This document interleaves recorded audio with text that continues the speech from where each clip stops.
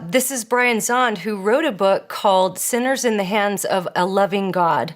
And of course, this is a take on the famous sermon, Sinners in the Hands of an Angry God. And he's bringing the opposite perspective. And so in the book, he wrote, God did not kill Jesus. Human culture and civilization did.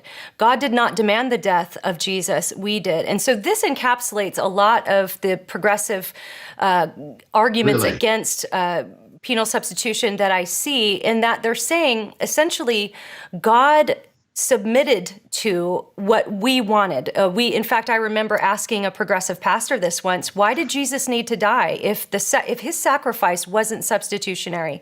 Why did he have to die? And I remember the pastor saying to me, well, it's because we wanted our pound of flesh and then God gave it to us, but it wasn't something he was requiring. And so I'd love to get your response to this quote: God did not kill Jesus, human culture and civilization did. Well, let me say first that the opinion that your pastor expressed is an abominable view of God, that God would do unjust actions like allow some innocent person to be killed to allow somebody else to have his pound of flesh. What sort of deity does this man worship? That's really horrific. But as for the quotation itself, it's a false dichotomy.